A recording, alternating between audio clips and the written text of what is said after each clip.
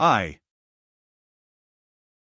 The impression made on the whole neighborhood by the story of the duel, which was rapidly noised abroad, was particularly remarkable from the unanimity with which everyone hastened to take up the cudgels for Nikolai Syavolodovich. Many of his former enemies declared themselves his friends. The chief reason for this change of front in public opinion was chiefly due to one person, who had hitherto not expressed her opinion, but who now very distinctly uttered a few words, which at once gave the event a significance exceedingly interesting to the vast majority. This was how it happened. On the day after the duel, all the town was assembled at the Marshal of Nobilities in honor of his wife's name-day. Yulia Mihailovna was present, or, rather, presided, accompanied by Lizaveta Nikolaevna, radiant with beauty and peculiar gaiety, which struck many of our ladies at once as particularly suspicious at this time. And I may mention, by the way, her engagement to Mavriky Nikolaevich was by now an established fact. To a playful question from a retired general of much consequence, of whom we shall have more to say later, Lizaveta Nikolaevna frankly replied that evening that she was engaged. And only imagine, not one of our ladies would believe in her engagement. They all persisted in assuming a romance of some sort, some fatal family secret, something that had happened in Switzerland, and for some reason imagined that Yulia Mihailovna must have had some hand in it. It was difficult to understand why these rumors, or rather fancies, persisted so obstinately, and why Yulia Mihailovna was so positively connected with it. As soon as she came in, all turned to her with strange looks, brimful of expectation. It must be observed that owing to the freshness of the event, and certain circumstances accompanying it, at the party people talked of it with some circumspection, in undertones. Besides, nothing yet was known of the line taken by the authorities. As far as was known, neither of the combatants had been troubled by the police. Everyone knew, for instance, that Gaganov had set off home early in the morning to Duhovo, without being hindered. Meanwhile, of course, all were eager for someone to be the first to speak of it aloud, and so to open the door to the general impatience. They rested their hopes on the general above mentioned, and they were not disappointed. This general, a landowner, though not a wealthy one, was one of the most imposing members of our club, and a man of an absolutely unique turn of mind. He flirted in the old-fashioned way with the young ladies, and was particularly fond, in large assemblies, of speaking aloud with all the weightiness of a general, on subjects to which others were alluding in discreet whispers. This was, so to say, his special role in local society. He drawled, too, and spoke with peculiar suavity, probably having picked up the habit from Russians traveling abroad, or from those wealthy landowners of former days who had suffered most from the emancipation. Stepan Trofimovich had observed that the more completely a landowner was ruined, the more suavely he lisped and drawled his words. He did, as a fact, lisp and drawl himself, but was not aware of it in himself. The general spoke like a person of authority. He was, besides, a distant relation of Gaganov's, though he was on bad terms with him, and even engaged in litigation with him. He had, moreover, in the past, fought 2 duels himself, and had even been degraded to the ranks and sent to the Caucasus on account of one of them. Some mention was made of Varvara Petrovna's having driven out that day and the day before, after being kept indoors by illness, though the allusion was not to her, but to the marvelous matching of her 4 grey horses of the Stavrogin's own breeding. The general suddenly observed that he had met young Stavrogin that day, on horseback. Everyone was instantly silent. The general munched his lips, and suddenly proclaimed, twisting in his fingers his presentation gold snuff-box. "I'm sorry I wasn't here some years ago. I mean when I was at Carlsbad. I'm very much interested in that young man about whom I heard so many rumors at that time. And, I say, is it true that he's mad? Someone told me so then. Suddenly I'm told that he has been insulted by some student here, in the presence of his cousins, and he slipped under the table to get away from him. And yesterday I heard from Stepan Vysotsky that Stavrogin had been fighting with Gaganov. And simply with the gallant object of offering himself as a target to an infuriated man, just to get rid of him. Quite in the style of the guards of the 20s. Is there any house where he visits here? The general paused as though expecting an answer. A way had been opened for the public impatience to express itself.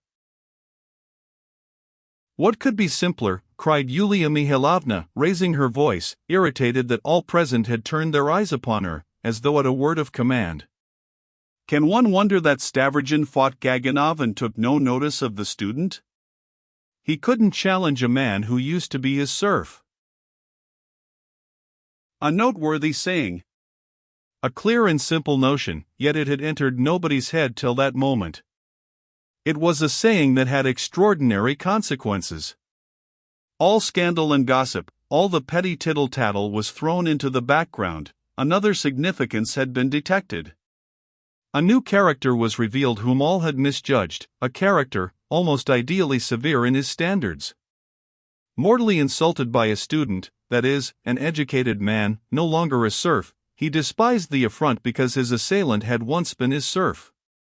Society had gossiped and slandered him, shallow-minded people had looked with contempt on a man who had been struck in the face. He had despised a public opinion, which had not risen to the level of the highest standards, though it discussed them. And, meantime, you and I, Ivan Alexandrovich, sit and discuss the correct standards, one old club member observed to another, with a warm and generous glow of self-reproach. Yes, Pyotr Mihailovich, yes, the other chimed in with zest, talk of the younger generation. It's not a question of the younger generation, observed a third, putting in his spoke, it's nothing to do with the younger generation, he's a star, not one of the younger generation, that's the way to look at it. And it's just that sort we need, they're rare people. The chief point in all this was that the new man, besides showing himself an unmistakable nobleman, was the wealthiest landowner in the province, and was, therefore, bound to be a leading man who could be of assistance. I've already alluded in passing to the attitude of the landowners of our province. People were enthusiastic. He didn't merely refrain from challenging the student. He put his hands behind him, note that particularly, Your Excellency, somebody pointed out. And he didn't haul him up before the new law courts, either, added another. In spite of the fact that for a personal insult to a nobleman he'd have got 15 rubles damages. He. No, I'll tell you a secret about the new courts, cried a third, in a frenzy of excitement, if anyone's caught robbing or swindling and convicted, he'd better run home while there's yet time, and murder his mother. He'll be acquitted of everything at once, and ladies will wave their batiste handkerchiefs from the platform. It's the absolute truth. It's the truth. It's the truth.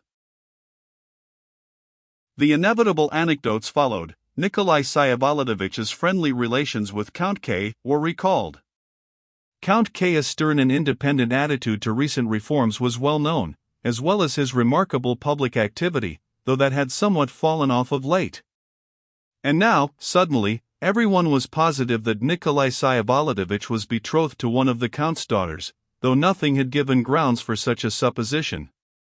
And as for some wonderful adventures in Switzerland with Lizaveta Nikolaevna, even the ladies quite dropped all reference to it. I must mention, by the way, that the Drozdovs had by this time succeeded in paying all the visits they had omitted at first. Everyone now confidently considered Lizaveta Nikolaevna a most ordinary girl, who paraded her delicate nerves. Her fainting on the day of Nikolai Vsyevolodovitch's arrival was explained now as due to her terror at the student's outrageous behavior. They even increased the prosaicness of that to which before they had striven to give such a fantastic color. As for a lame woman who had been talked of, she was forgotten completely. They were ashamed to remember her.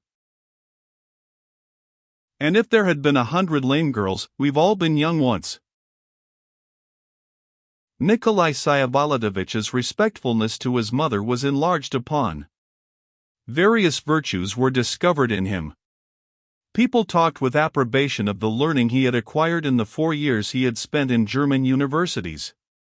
Gaganov's conduct was declared utterly tactless, not knowing friend from foe. Yulia Mihailovna's keen insight was unhesitatingly admitted. So by the time Nikolai Syabolodovich made his appearance among them, he was received by everyone with naive solemnity. In all eyes fastened upon him could be read eager anticipation. Nikolai Syabolodovich at once wrapped himself in the most austere silence, which, of course, gratified everyone much more than if he had talked till doomsday. In a word, he was a success, he was the fashion. If once one has figured in provincial society, there's no retreating into the background. Nikolai Syabolodovich began to fulfill all his social duties in the province punctiliously as before. He was not found cheerful company, a man who has seen suffering, a man not like other people, he has something to be melancholy about. Even the pride and disdainful aloofness for which he had been so detested 4 years before was now liked and respected. Varvara Petrovna was triumphant. I don't know whether she grieved much over the shattering of her dreams concerning Lizaveta Nikolaevna. Family pride, of course, helped her to get over it. One thing was strange, Varvara Petrovna was suddenly convinced that Nikolai Syabolodovich really had made his choice at Count K.S. And what was strangest of all, she was led to believe it by rumors which reached her on no better authority than other people. She was afraid to ask Nikolai Syabolodovich a direct question. 2 or 3 times, however, she could not refrain from slyly and good-humoredly reproaching him for not being open with her. Nikolai Syabolodovich smiled and remained silent. The silence was taken as a sign of assent.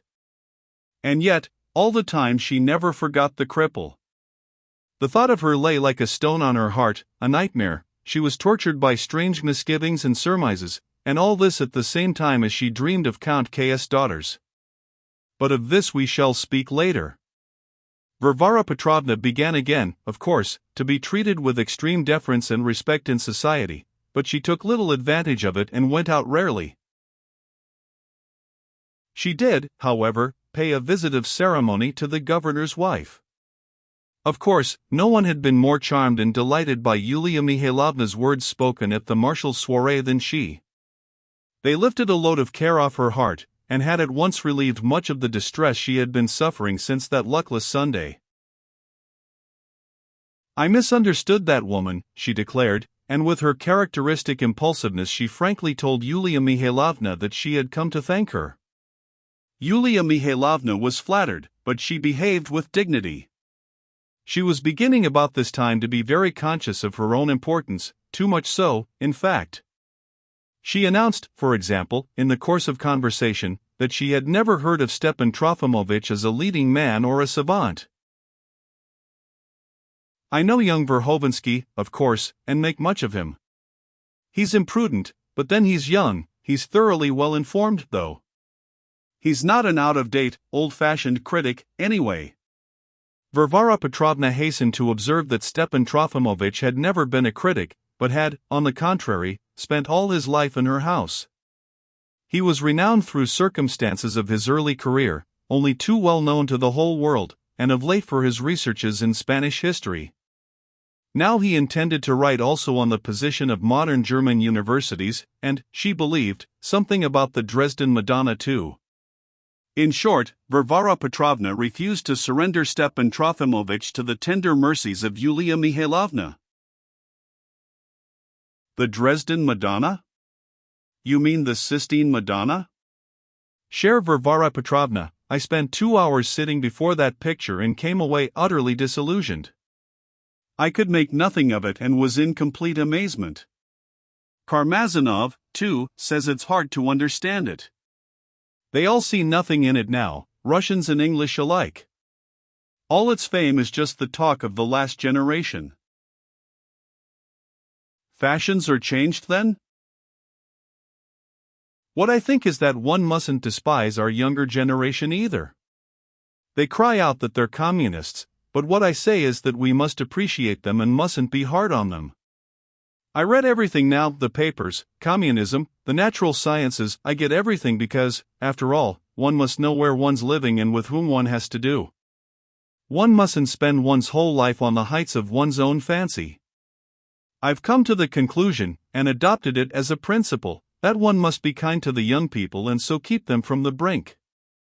Believe me, Varvara Petrovna, that none but we who make up good society can by our kindness and good influence keep them from the abyss towards which they are brought by the intolerance of all these old men. I am glad though to learn from you about Stepan Trofimovitch. You suggest an idea to me. He may be useful at our literary matinee. You know I'm arranging for a whole day of festivities, a subscription entertainment for the benefit of the poor governesses of our province.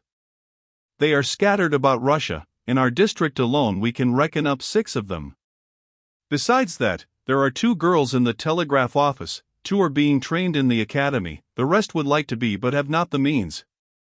The Russian woman's fate is a terrible one, Varvara Petrovna. It's out of that they're making the university question now, and there's even been a meeting of the Imperial Council about it. In this strange Russia of ours one can do anything one likes, and that, again, is why it's only by the kindness and the direct warm sympathy of all the better classes that we can direct this great common cause in the true path. Oh, heavens, have we many noble personalities among us? There are some, of course, but they are scattered far and wide. Let us unite and we shall be stronger. In one word, I shall first have a literary matinee, then a light luncheon, then an interval, and in the evening a ball. We meant to begin the evening by living pictures, but it would involve a great deal of expense, and so, to please the public, there will be 1 or 2 quadrilles in masks and fancy dresses, representing well-known literary schools. This humorous idea was suggested by Karmazinov. He has been a great help to me. Do you know he's going to read us the last thing he's written, which no one has seen yet? He is laying down the pen, and will write no more. This last essay is his farewell to the public. It's a charming little thing called Merci. The title is French, he thinks that more amusing and even subtler. I do, too. In fact, I advised it. I think Stepan Trofimovitch might read us something too, if it were quite short and not so very learned. I believe Fyodor Stepanovitch and someone else too will read something. Fyodor Stepanovitch shall run round to you and tell you the program. Better still, let me bring it to you myself. Allow me to put my name down in your subscription list too. I'll tell Stepan Trofimovitch and will beg him to consent. Varvara Petrovna returned home completely fascinated. She was ready to stand up for Yulia Mihailovna through thick and thin, and for some reason was already quite put out with Stepan Trofimovitch, while he, poor man, sat at home, all unconscious. I'm in love with her. I can't understand how I could be so mistaken in that woman, she said to Nikolai Syavolodovitch and Pyotr Stepanovitch, who dropped in that evening. But you must make peace with the old man all the same, Pyotr Stepanovitch submitted. He's in despair. You've quite sent him to Coventry. Yesterday he met your carriage and bowed, and you turned away. We'll trot him out, you know, I'm reckoning on him for something, and he may still be useful. Oh, he'll read something. I don't mean only that. And I was meaning to drop in on him today. So shall I tell him? If you like. I don't know, though, how you'll arrange it, she said irresolutely. I was meaning to have a talk with him myself, and wanted to fix the time and place. She frowned. Oh, it's not worthwhile fixing a time. I'll simply give him the message. Very well, do. Add that I certainly will fix a time to see him though. Be sure to say that too. Pyotr Stepanovitch ran off, grinning. He was, in fact, to the best of my recollection, particularly spiteful all this time, and ventured upon extremely impatient sallies with almost everyone. Strange to say, everyone, somehow, forgave him. It was generally accepted that he was not to be looked at from the ordinary standpoint. I may remark that he took up an extremely resentful attitude about Nikolai Vsevolodovitch's duel. It took him unawares. He turned positively green when he was told of it. Perhaps his vanity was wounded. He only heard of it next day when everyone knew of it. "You had no right to fight, you know," he whispered to Stavrogin 5 days later, when he chanced to meet him at the club. It was remarkable that they had not once met during those 5 days, though Fyodor Stepanovich had dropped in at Varvara Petrovna's almost every day. Nikolai Vsevolodovitch looked at him in silence with an absent-minded air, as though not understanding what was the matter, and he went on without stopping. He was crossing the big hall of the club on his way to the refreshment room. "You've been to see Shatov too? You mean to make it known about Maria Timofyevna?" Fyodor Stepanovich muttered, running after him, and, as though not thinking of what he was doing, he clutched at his shoulder. Nikolai Vsevolodovitch shook his hand off and turned round quickly to him with a menacing scowl. Fyodor Stepanovich looked at him with a strange, prolonged smile. It all lasted only 1 moment. Nikolai Vsevolodovitch walked on. 2. He went to the old man straight from Varvara Petrovna's, and he was in such haste simply from spite, that he might revenge himself for an insult of which I had no idea at that time. The fact is that at their last interview on the Thursday of the previous week, Stepan Trofimovich, though the dispute was one of his own beginning, had ended by turning Fyodor Stepanovich out with his stick. He concealed the incident from me at the time. But now, as soon as Fyodor Stepanovich ran in with his everlasting grin, which was so naively condescending, and his unpleasantly inquisitive eyes peering into every corner, Stepan Trofimovich at once made a signal aside to me not to leave the room. This was how their real relations came to be exposed before me, for on this occasion I heard their whole conversation. Stepan Trofimovich was sitting stretched out on a lounge. He had grown thin and sallow since the Thursday. Fyodor Stepanovich seated himself beside him with a most familiar air, unceremoniously tucking his legs up under him, and taking up more room on the lounge than deference to his father should have allowed. Stepan Trofimovich moved aside, in silence, and with dignity. On the table lay an open book. It was the novel, What's to be Done? Alas, I must confess one strange weakness in my friend. The fantasy that he ought to come forth from his solitude and fight a last battle was getting more and more hold upon his deluded imagination. I guessed that he had got the novel and was studying it solely in order that when the inevitable conflict with the Shriekers came about he might know their methods and arguments beforehand, from their very catechism, and in that way be prepared to confute them all triumphantly, before her eyes. Oh, how that book tortured him! He sometimes flung it aside in despair, and leaping up, paced about the room almost in a frenzy. "I agree that the author's fundamental idea is a true one," he said to me feverishly, "but that only makes it more awful. It's just our idea, exactly ours. We first sowed the seed, nurtured it, prepared the way, and, indeed, what could they say new, after us? But, heavens!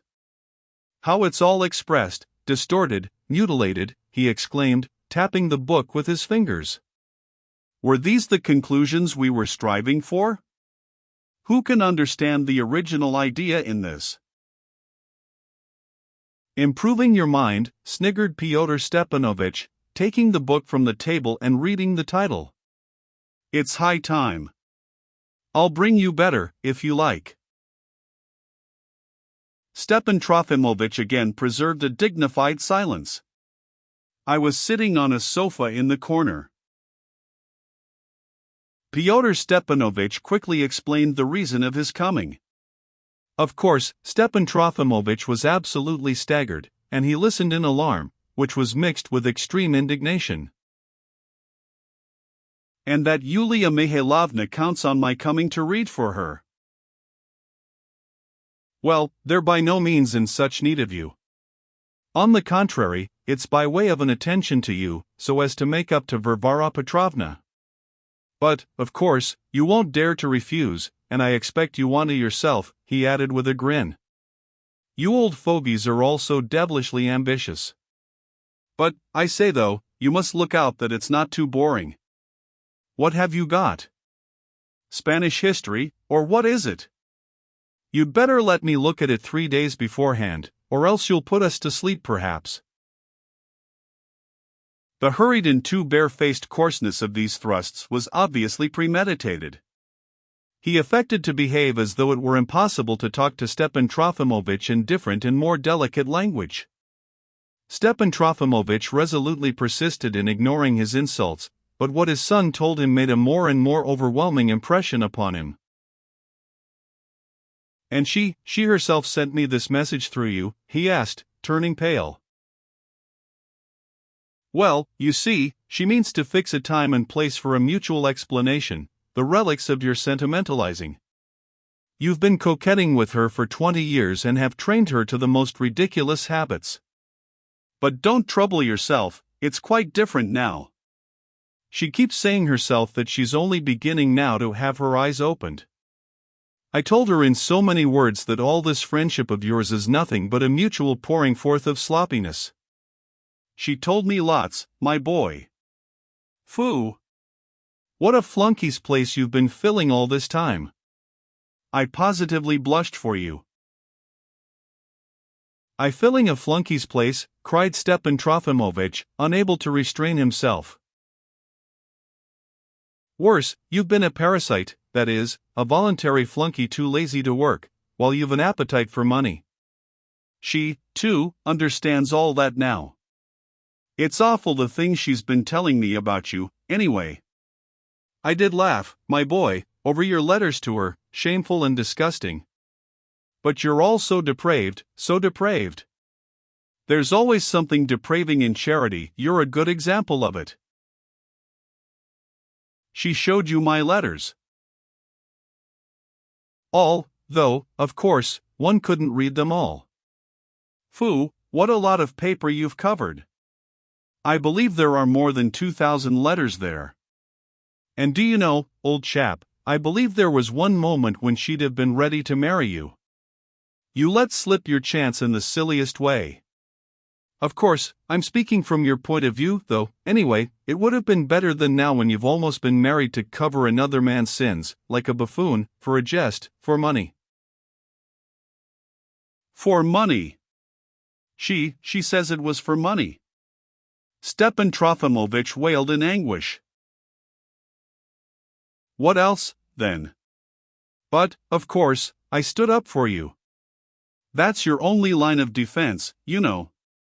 She sees for herself that you needed money like everyone else, and that from that point of view maybe you were right.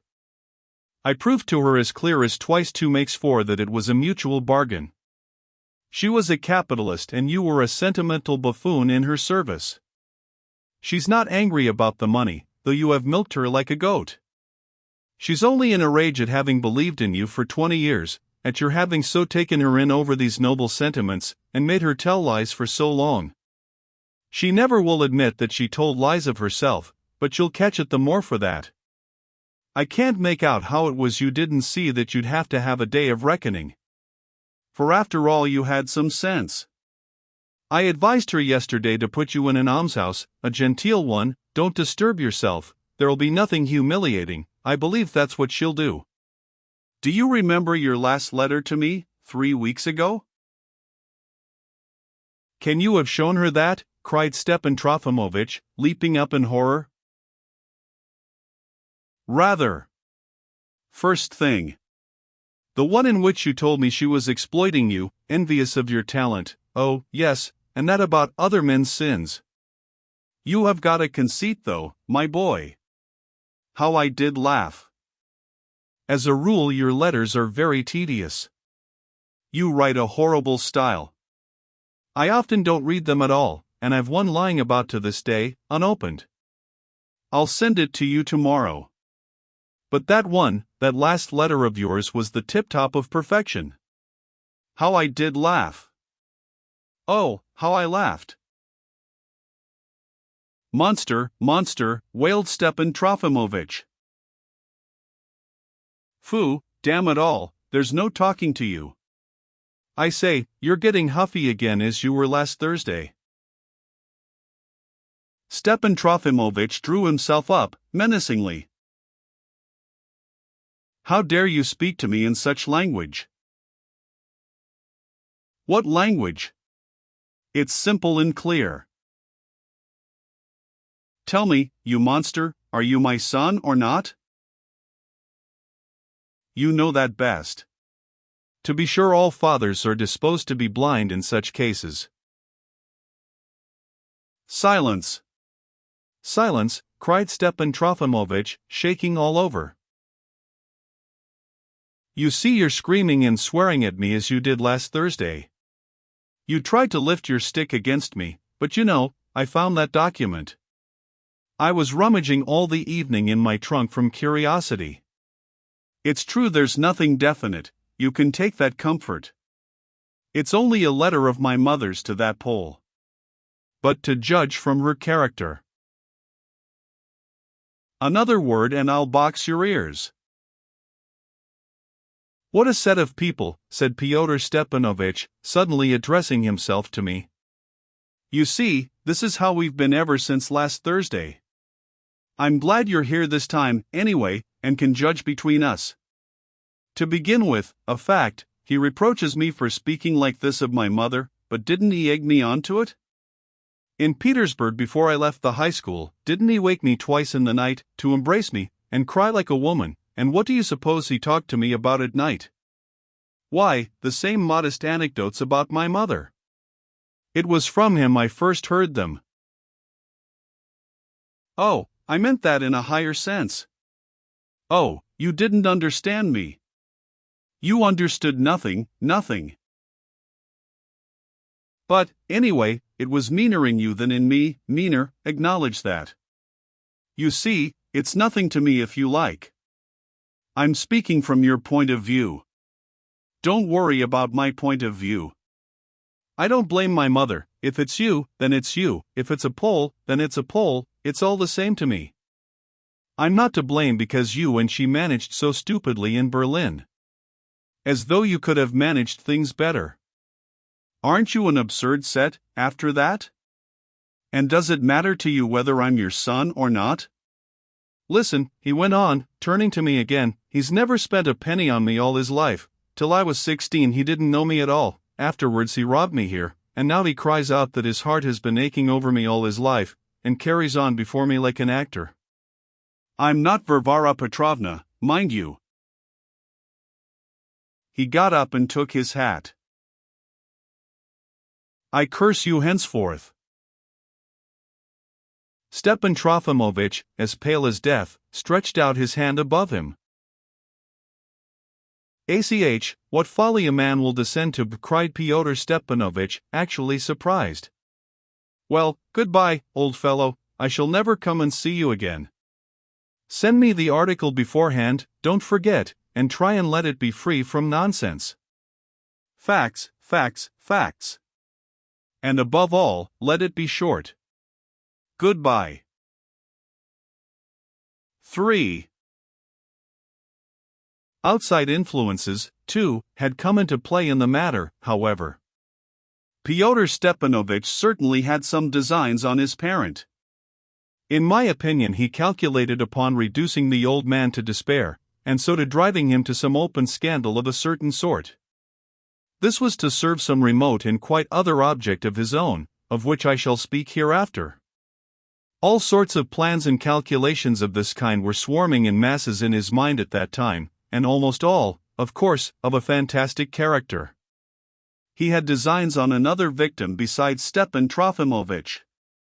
In fact, as appeared afterwards, his victims were not few in number, but this one he reckoned upon particularly, and it was Mr. von Lemke himself. Andrei Antonovich von Lemke belonged to that race, so favored by nature, which is reckoned by hundreds of thousands at the Russian census, and is perhaps unconscious that it forms throughout its whole mass a strictly organized union. And this union, of course, is not planned and premeditated, but exists spontaneously in the whole race, without words or agreements, as a moral obligation consisting in mutual support given by all members of the race to one another, at all times and places, and under all circumstances. Andrei Antonovich had the honor of being educated in one of those more exalted Russian educational institutions which are filled with the youth from families well provided with wealth or connections. Almost immediately on finishing their studies, the pupils were appointed to rather important posts in one of the government departments. Andrei Antonovich had one uncle a colonel of engineers, and another a baker. But he managed to get into this aristocratic school, and met many of his fellow countrymen in a similar position. He was a good-humored companion, was rather stupid at his studies, but always popular. And when many of his companions in the upper forms, chiefly Russians, had already learnt to discuss the loftiest modern questions, and looked as though they were only waiting to leave school to settle the affairs of the universe, Andrei Antonovich was still absorbed in the most innocent schoolboy interests. He amused them all, it is true, by his pranks, which were of a very simple character, at the most a little coarse, but he made it his object to be funny. At one time he would blow his nose in a wonderful way when the professor addressed a question to him, thereby making his schoolfellows and the professor laugh. Another time, in the dormitory, he would act some indecent living picture, to the general applause, or he would play the overture to Fra Diavolo with his nose rather skillfully. He was distinguished, too, by intentional untidiness, thinking this, for some reason, witty. In his very last year at school he began writing Russian poetry. Of his native language he had only an ungrammatical knowledge, like many of his race in Russia. This turn for versifying drew him to a gloomy and depressed schoolfellow, the son of a poor Russian general, who was considered in the school to be a great future light in literature. The latter patronized him. But it happened that 3 years after leaving school this melancholy schoolfellow, who had flung up his official career for the sake of Russian literature, and was consequently going about in torn boots, with his teeth chattering with cold, wearing a light summer overcoat in the late autumn, met, one day on the Anitchin Bridge, his former protégé, Lemka, as he always used to be called at school. And, what do you suppose? He did not at first recognize him, and stood still in surprise. Before him stood an irreproachably dressed young man with wonderfully well-kept whiskers of a reddish hue, with pince-nez, with patent leather boots, and the freshest of gloves, in a full overcoat from Charmer's, and with a portfolio under his arm. Lemka was cordial to his old schoolfellow, gave him his address, and begged him to come and see him some evening. It appeared, too, that he was by now not Lemka but von Lemka. The schoolfellow came to see him, however, simply from malice perhaps.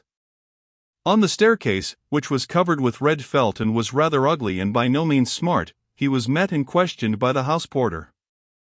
A bell rang loudly upstairs. But instead of the wealth which the visitor expected, he found Lemka in a very little side room, which had a dark and dilapidated appearance, partitioned into two by a large dark green curtain, and furnished with very old though comfortable furniture, with dark green blinds on high narrow windows. Von Lemka lodged in the house of a very distant relation, a general who was his patron. He met his visitor cordially, was serious and exquisitely polite. They talked of literature, too, but kept within the bounds of decorum. A manservant in a white tie brought them some weak tea and little dry, round biscuits. The schoolfellow, from spite, asked for some seltzer water. It was given him, but after some delays, and Lemka was somewhat embarrassed at having to summon the footman a second time and give him orders. But of himself he asked his visitor whether he would like some supper, and was obviously relieved when he refused and went away. In short, Lemka was making his career, and was living in dependence on his fellow countryman, the influential general. He was at that time sighing for the general's fifth daughter, and it seemed to him that his feeling was reciprocated. But Amalia was none the less married in due time to an elderly factory owner, a German, and an old comrade of the general's. Andrei Antonovich did not shed many tears, but made a paper theater. The curtain drew up, the actors came in, and gesticulated with their arms. There were spectators in the boxes, the orchestra moved their bows across their fiddles by machinery, the conductor waved his baton, and in the stalls officers and dandies clapped their hands. It was all made of cardboard, it was all thought out and executed by Lemka himself. He spent 6 months over this theater. The general arranged a friendly party on purpose. The theater was exhibited, all the general's 5 daughters, including the newly married Amalia with her factory owner, numerous fraus and fräuleins with their men folk, attentively examined and admired the theater, after which they danced. Lemke was much gratified and was quickly consoled. The years passed by and his career was secured. He always obtained good posts and always under chiefs of his own race, and he worked his way up at last to a very fine position for a man of his age. He had, for a long time, been wishing to marry and looking about him carefully. Without the knowledge of his superiors he had sent a novel to the editor of a magazine, but it had not been accepted. On the other hand, he cut out a complete toy railway, and again his creation was most successful. Passengers came onto the platform with bags and portmanteaus, with dogs and children, and got into the carriages. The guards and porters moved away, the bell was rung, the signal was given, and the train started off. He was a whole year busy over this clever contrivance. But he had to get married all the same. The circle of his acquaintance was fairly wide, chiefly in the world of his compatriots, but his duties brought him into Russian spheres also, of course. Finally, when he was in his 39th year, he came in for a legacy. His uncle the baker died, and left him 13,000 rubles in his will. The one thing needful was a suitable post. In spite of the rather elevated style of his surroundings in the service, Mr. von Lemke was a very modest man. He would have been perfectly satisfied with some independent little government post, with the right to as much government timber as he liked, or something snug of that sort, and he would have been content all his life long. But now, instead of the Minna or Ernestine he had expected, Yulia Mihailovna suddenly appeared on the scene. His career was instantly raised to a more elevated plane. The modest and precise man felt that he too was capable of ambition. Yulia Mihailovna had a fortune of 200 serfs, to reckon in the old style, and she had besides powerful friends. On the other hand, Lemke was handsome, and she was already over 40. It is remarkable that he fell genuinely in love with her by degrees as he became more used to being betrothed to her. On the morning of his wedding day he sent her a poem. She liked all this very much, even the poem. It's no joke to be 40. He was very quickly raised to a certain grade and received a certain order of distinction, and then was appointed governor of our province. Before coming to us, Yulia Mihailovna worked hard at molding her husband. In her opinion he was not without abilities, he knew how to make an entrance and to appear to advantage, he understood how to listen and be silent with profundity, had acquired a quite distinguished deportment, could make a speech, indeed had even some odds and ends of thought, and had caught the necessary gloss of modern liberalism. What worried her, however, was that he was not very open to new ideas, and after the long, everlasting plodding for a career, was unmistakably beginning to feel the need of repose. She tried to infect him with her own ambition, and he suddenly began making a toy church. The pastor came out to preach the sermon, the congregation listened with their hands before them, one lady was drying her tears with her handkerchief, one old gentleman was blowing his nose, finally the organ pealed forth.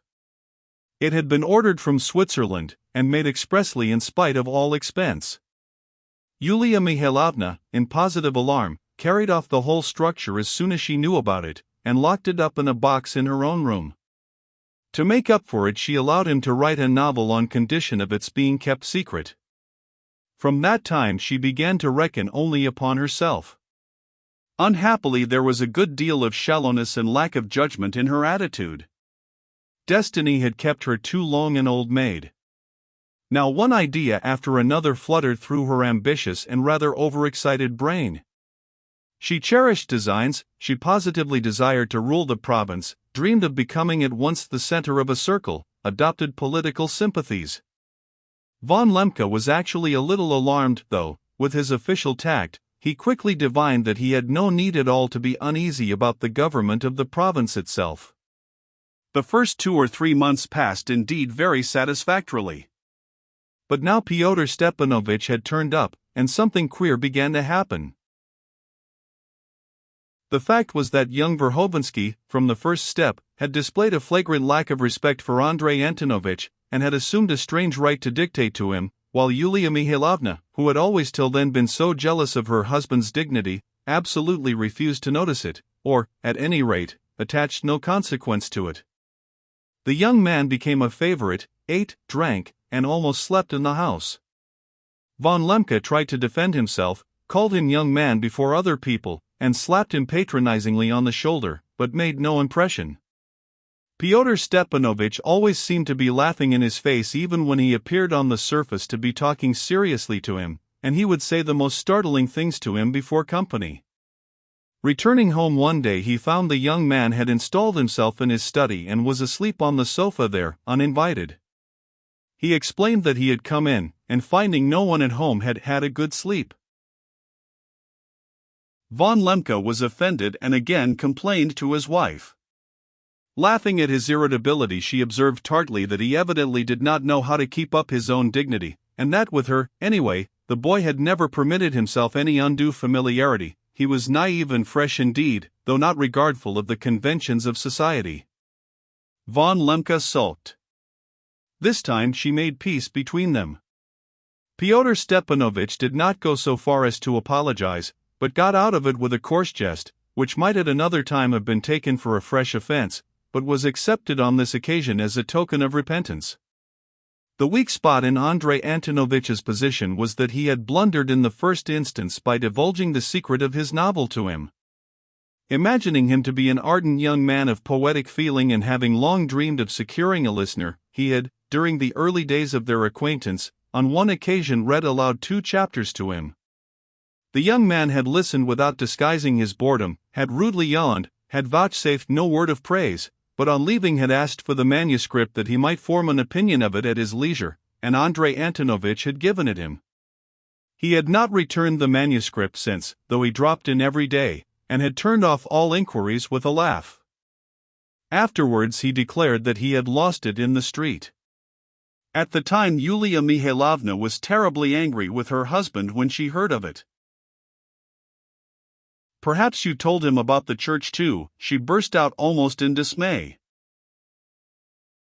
Von Lemke unmistakably began to brood, and brooding was bad for him, and had been forbidden by the doctors. Apart from the fact that there were signs of trouble in the province, of which we will speak later, he had private reasons for brooding. His heart was wounded, not merely his official dignity. When Andrei Antonovich had entered upon married life, he had never conceived the possibility of conjugal strife, or dissension in the future. It was inconsistent with the dreams he had cherished all his life of his Minna or Ernestine.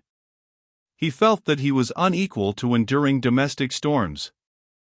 Yulia Mihailovna had an open explanation with him at last. "You can't be angry at this," she said, "if only because you've still as much sense as he has, and are immeasurably higher in the social scale. The boy still preserves many traces of his old free-thinking habits. I believe it's simply mischief, but one can do nothing suddenly, in a hurry. You must do things by degrees. We must make much of our young people. I treat them with affection and hold them back from the brink." "But he says such dreadful things," Von Lemke objected. "I can't behave tolerantly when he maintains in my presence and before other people that the government purposely drenches the people with vodka in order to brutalize them, and so keep them from revolution. Fancy my position when I'm forced to listen to that before everyone." As he said this, Von Lemke recalled a conversation he had recently had with Pyotr Stepanovich. With the innocent object of displaying his liberal tendencies, he had shown him his own private collection of every possible kind of manifesto, Russian and foreign, which he had carefully collected since the year 1859, not simply from a love of collecting but from a laudable interest in them. Pyotr Stepanovich, seeing his object, expressed the opinion that there was more sense in one line of some manifestos than in a whole government department, not even excluding yours, maybe. Lemke winced.